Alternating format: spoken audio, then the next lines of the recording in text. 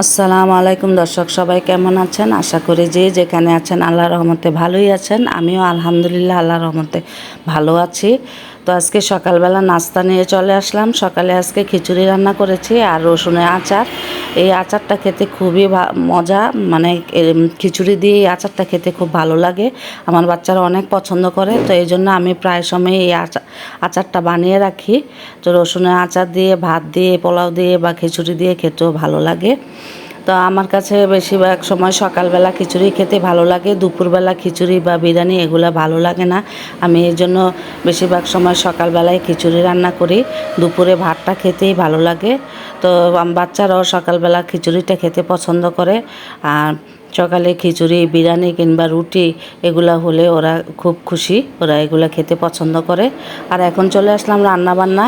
তো আজকে একটু আকাশটা মেঘলা মেঘলা, আর মাছ মাংস খেতেও ভালো লাগতেছে না, তাই ভাবলাম আজকে একটু অন্য কিছু রান্না করি। তো আজকে ডাল রান্না করব। আর এখানে চিংড়ি মাছের খোসা, তো কিছু চিংড়ি মাছও আছে আবার খোসাও আছে, এগুলা দিয়ে মুসুরির ডাল আর এখানে আতপ চাল ভিজিয়ে রেখেছি, এগুলা বেটে তারপরে এগুলা দিয়ে বড়া বানাবো। আর পুঁই শাক দিয়ে সিদ্ধ শুটকি দিয়ে আমি ভাজি করব। আর এখানে কাঁঠাল ভেঙে নিচ্ছি। তো আসলে দর্শক, আমার কাছে মনে হয় কি দুনিয়াটা একটা রঙ্গমঞ্চ। আসলে দুনিয়াতে দেখা যায় যে যে যত বেশি অভিনয় করতে পারবে তাকে তত বেশি মানুষ পছন্দ করে। অভিনয়টা হলো এমন জিনিস, আপনি অভিনয় যতক্ষণ আপনার স্বার্থ আছে ততক্ষণ আপনি অভিনয় করে মানুষের মন জোগাতে পারেন। অনেকেই স্বার্থের জন্য অভিনয় করে মানুষের মন জোগায়, তারপরে দেখা যায় স্বার্থ শেষ, তখন আর মানুষের কাছে থাকে না। তো এই জন্য আমার কাছে মনে হয় যে অভিনয় করে কতক্ষণ মানুষের কাছে ভালো থাকা যায় বা মানুষের কাছে ভালোবাসা পাওয়া যায়। আমি যদি কারোর জন্য কিছু করি আমি তাকে মন থেকেই করব। আর তার কাছে যদি আমি ভালো কিছু পেতে চাই তাহলে তাকে মন থেকে ভালোবেসে বা আমার কাজ দিয়ে বা যেভাবেই পারি আমি তাকে আমার আপন করে নিতে পারবো। অভিনয় করে মানুষকে বেশি দিন আপন করে রাখা যায় না। তো কিন্তু এখন দুনিয়ায় দেখি বেশিরভাগ মানুষই অভিনয় করে, আর অভিনয় করা মানুষগুলোকেই মানুষ বেশি পছন্দ করে। তো জানি না আমি কতটুকু সঠিক। তো আমার কাছে মনে হয় কেউ যদি আমার জন্য কিছু করুক আর না করুক, কিন্তু আমি তার জন্য আন্তরিকভাবে করব, তার জন্য যতক্ষণ পারবো তার জন্য করব। আর কেউ যদি আমার জন্য একটুও করে বা কেউ যদি আমার জন্য হাঁটু পানিতে নামে আমি তার জন্য গলা পানিতে নামবো, এটাই আমার নীতি। তো জানি না অভিনয় জিনিসটা পারিও না আর কখনো শিখিও নাই। আমার আব্বা সবসময় বলতেন যে আমার মেয়েদেরকে অভিনয় শিখিয়ে দেওয়া দরকার, কারণ শ্বশুরবাড়িতে অভিনয় না করলে মেয়েরা শ্বশুরবাড়ির ভাত খেতে পারে না। আসলেই দেখি এই জিনিসটাই সত্য। এখন আশেপাশে চারিদিকে যা কিছু দেখতেছি তাতে বুঝতেছি যে আসলে অভিনয়টা অনেক দরকার। অভিনয় শিখতে হবে। কথায় কথায় কেঁদে ফেলতে পারবো, কথায় কথায় হাসতে পারবো, মানুষের মন জোগায় ফেলতে পারবো অভিনয় করে। এই জিনিসটা আসলে দরকার ছিল, শেখার দরকার ছিল। তো এখন তো তা পারি না। তো যেরকম আছি এরকমই থাকার চেষ্টা করতেছি, থাকবো। নিজেকে তো আর বললেই পরিবর্তন করা যায় না।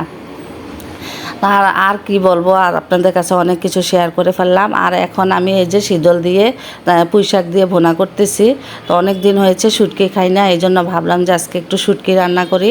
আর শীতল দিয়ে এভাবে শুটকি রান্না করলে, মানে পুঁই শাক দিয়ে শুটকি দিয়ে রান্না ভুনা করলে খুব মজা লাগে খেতে। আর বৃষ্টির দিনে এই জিনিসটা খুবই মজা, খেতে ভালো লাগে। তা আমি বেশিরভাগ সময় খুদের ভাত দিয়ে এই শীতল ভুনা করি। খুদের ভাত দিয়ে খেতে আমার কাছে খুব ভালো লাগে। আর এখানে আমি ডাল বেটে নিয়েছি আর চিংড়ি মাছের খোসাগুলো বেটে নিয়েছি, ওগুলা মেখে নেব। আসলে মাঝে মাঝে আমার হয় কি, আমি যখন ভয়েস দিতে আসি তখন দেখা যায় আমি হঠাৎ করে কোনো কিছুর নাম ভুলে যাই, হয়তো কারো নাম ভুলে যাই বা কোনো জিনিসের নাম ভুলে যাই। আমার এমন কেন হয় এটা আমি নিজেও জানি না। আগে কখনো আমার এমন হতো না, আমি কারোর সাথে কথা বললেও আমার এমন হয় না। কিন্তু যখনই আমি ভয়েসটা দিতে আসি তখনই দেখা যায়, আপনারা অনেক সময় খেয়াল করবেন হয়তো আমার অনেক কথায় আটকে যায়। তো আমার তখন দেখা যায় আমি কথাগুলো ভুলে যাই। মানে ওই জিনিসটার নাম ভুলে যাই। এই জন্য আপনারা আমাকে ক্ষমা সুন্দর দৃষ্টিতে দেখবেন। আর এখন আমি এই যে বড়া বানাবো চিংড়ি মাছের খোসা দিয়ে আর ডাল দিয়ে, তো এই জন্য আমি এখানে পেঁয়াজ কুচি, কাঁচামরিচ, তারপরে মরিচের গুঁড়া, হলুদের গুঁড়া, লবণ এগুলো সবগুলো দিয়ে নিলাম, রসুন বাটা সব কিছু দিয়ে, জিরের গুঁড়া এগুলো সব কিছু দিয়ে মেখে নিচ্ছি।